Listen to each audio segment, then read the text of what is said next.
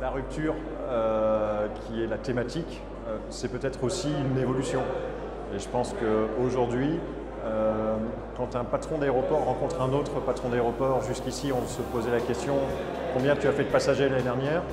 L'année prochaine, on se posera peut-être la question qu'est-ce que tu as fait en matière de biodiversité. Et je crois que c'est aussi ça l'enseignement, peut-être d'une évolution plus modérée de notre activité, plus respectueuse de son environnement, mais surtout plus durable. On a réfléchi ensemble, des débats de grande qualité. C'est un moment particulier que cette journée, comme les journées UAF régulièrement organisées. Ça permet de s'extraire de son quotidien, de venir réfléchir ensemble, parce que la communauté aéroportuaire prend ici tout son sens.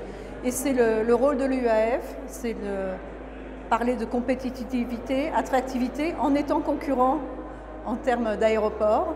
Mais voilà, c'est un partenariat qui permet de sortir de l'isolement aussi de nos petits aéroports. Notre métier aujourd'hui doit faire face aux enjeux environnementaux. Alors, on y était déjà impliqué, mais aujourd'hui, c'est un vrai enjeu de survie. Ce n'est pas simplement pour être joli, pour faire bien, être dans l'air du temps. Aujourd'hui, il y a un vrai, entre guillemets, aviation bashing, qui est injuste quand on voit le poids de l'aviation dans l'empreinte carbone.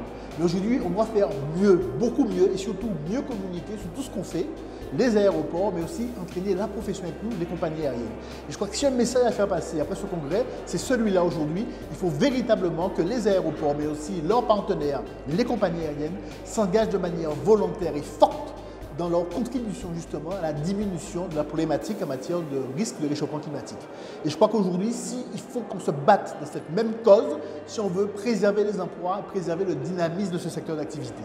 Ce congrès de 2 jours sont très très importants à double titre. Le premier, c'est sur le fond, sur la qualité des intervenants, sur le franc-parler. Nous mettons tout sur la table les problématiques qui auparavant étaient peut-être moins discutées. Et donc c'est vraiment très important d'être là. Et puis il y a aussi l'à côté où on rencontre toute la famille aéroportuaire, finalement une petite famille, où c'est très important de se retrouver régulièrement et d'échanger de façon informelle.